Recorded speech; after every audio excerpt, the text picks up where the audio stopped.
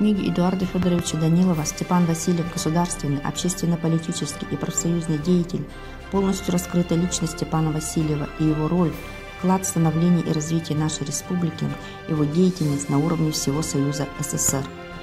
Известно, что Степан Васильев внес свой неоценимый вклад в развитие профсоюзного движения на уровне всей страны Советов. На пятом пленуме ВЦСПС, проходившем с 20 по 27 января 1931 года, было принято решение о реорганизации профсоюза рабочих металлистов и образован ЦК профсоюзов рабочих добычи и обработки цветных металлов и золота. Первым председателем нового профсоюза постановлением Политбюро ЦК ВКПБ был избран Степан Васильев, до этого работавший руководителем группы цветных металлов Центральной контрольной комиссии СССР, член партколлегии ЦКК ВКПБ. В феврале 1934 года на 17-м съезде ВКПБ Центральная контрольная комиссия была реорганизована в комиссию партийного контроля при ЦК ВКПБ. Степан Васильев на этом съезде был избран членом комиссии партийного контроля и назначен руководителем группы тяжелой промышленности. За короткий отрезок времени под руководством Степана Васильева профсоюз рабочих добычи и обработки цветных металлов и золота стал одним из ведущих союзов профсоюзной армии страны. Было осуществлено много организационных мероприятий, направленных на улучшение внутрисоюзной работы, на повышение роли первичных организаций производственной деятельности трудовых коллективов, проводилась работа по коренному улучшению социально-бытовых условий рабочих, инженерно-технических работников, по защите их прав, предоставленных Конституцией СССР.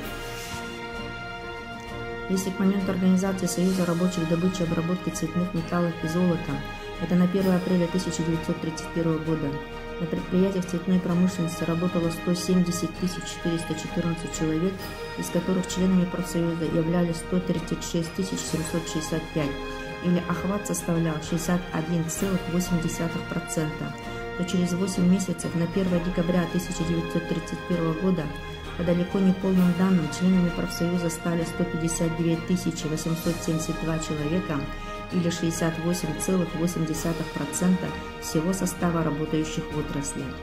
С первых же дней создания ЦК Союза рабочих добычи и обработки цветных металлов и золота его председатель Степан Васильев и соратники добились четкой организации плановой работы аппарата ЦК и его президиума.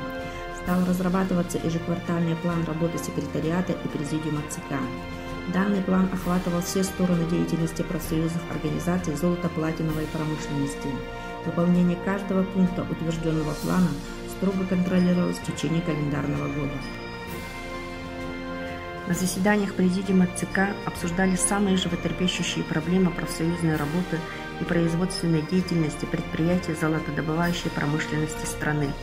На каждом заседании, на пленумах Степан Васильев жестко ставил вопросы качества строительства, эффективной работы, фактов бесхозяйственности, недостаточного планирования, перебоев и плохого качества снабжения рабочих, так как непосредственно сам был знаком с состоянием дел на местах – на Урале, на Алтае, Днепропетровске, в Киргизии, Казахстане, Сибири, на Алдане, Дальнем Востоке.